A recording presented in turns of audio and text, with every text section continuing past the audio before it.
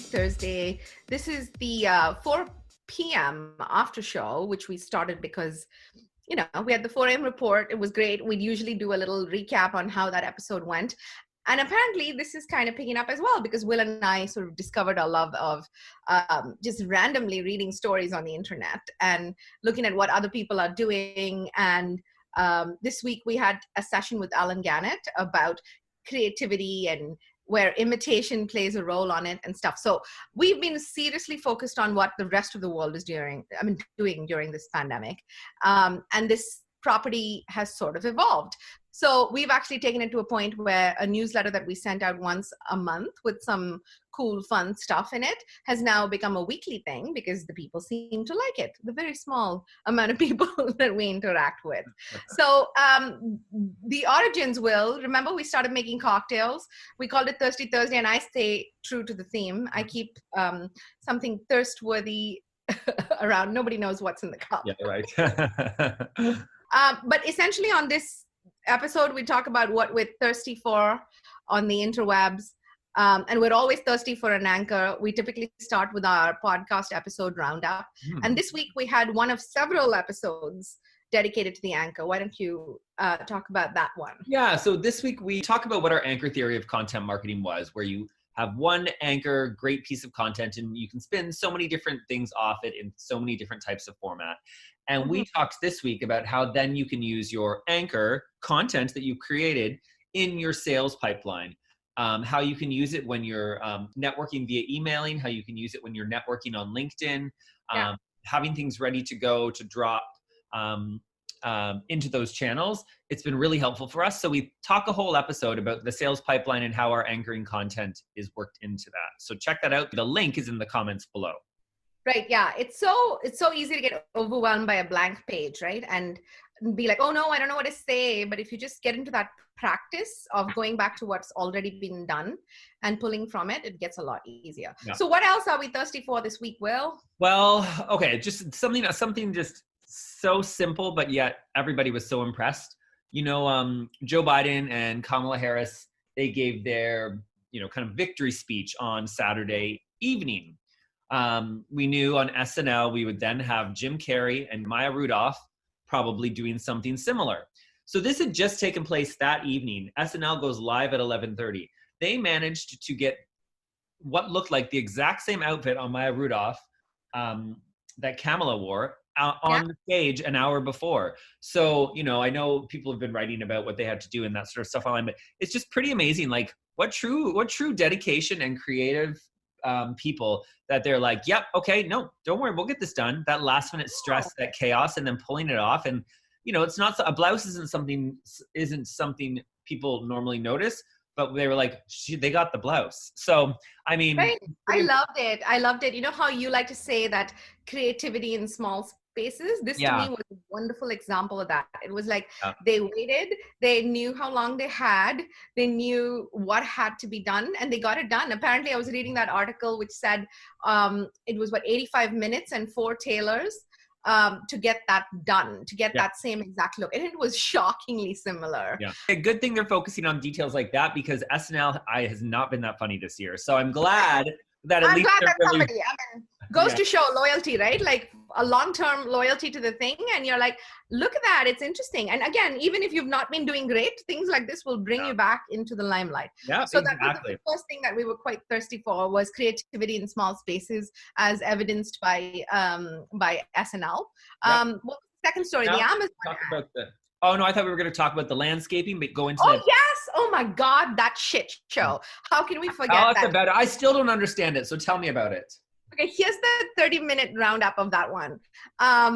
So there was supposed to be a Trump rally event for which somebody on the Trump administration was meant to call and book a press conference at the Four Seasons, except whoever went and made that call ended up calling this small little landscaping company called Seasons Total Lanscaping.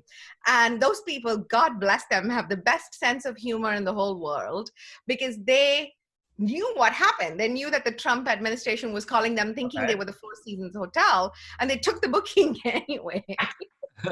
As you should.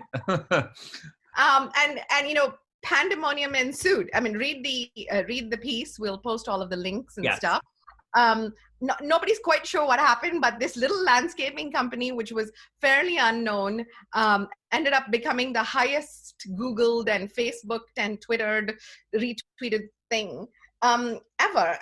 And there's a couple lessons. Number one, virality, to which we don't subscribe. That's too much of chance. But number two, I thought it was a nice little end to the Trump era of nonsense, and just like the fact that mockery could make the news cycles repeatedly. And this time around, he really didn't tweet anything to shut that down. And I felt good. It felt like a definitive win in the opposite direction. That's hilarious. Oh my gosh, I love it. And then, okay, now you were going to talk about the Amazon holiday ad. I know this is an ad that you thought really kicked it out of the ballpark. Hit it out of the ballpark. I'm using my sports analogies wrong. We're so good at the sports. Yeah. Yeah, no, I mean, as you were saying again, this is holiday season and everyone comes out with like their best ads.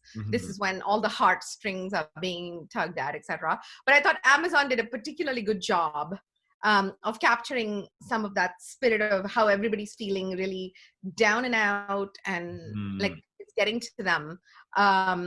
Their whole 2-minute spot was about this little ballerina, and she's obviously on a rising star sort of path, and things are going great pre-pandemic, but she ends up just being stuck at home and not being able to go to class and whatever.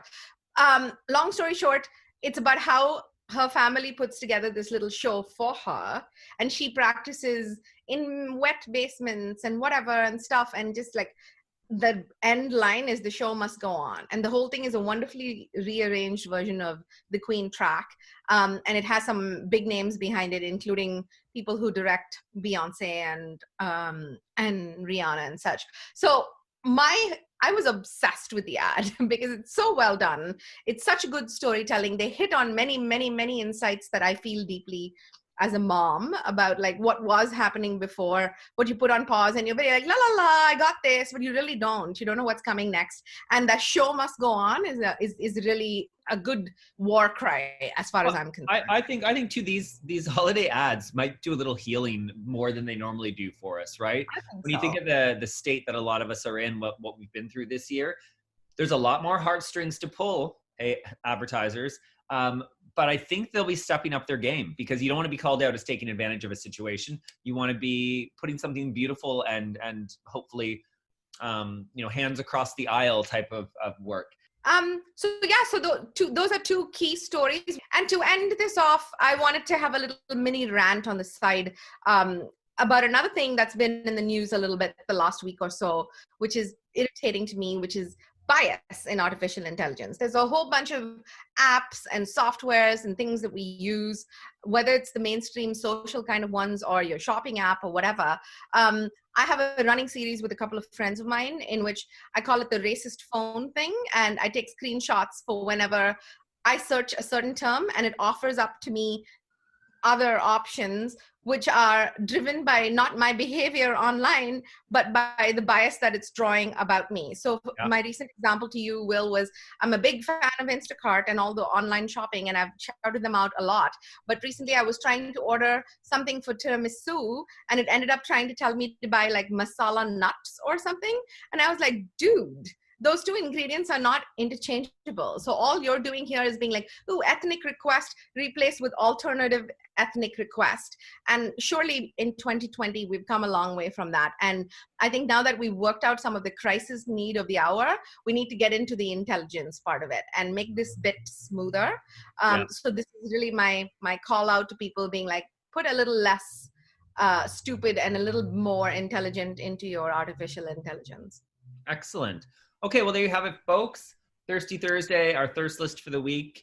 Again, 4 a.m. report, link in the comments. And if you want to sign up to get a newsletter, our thirst list newsletter, we'll put a link in the comments as well.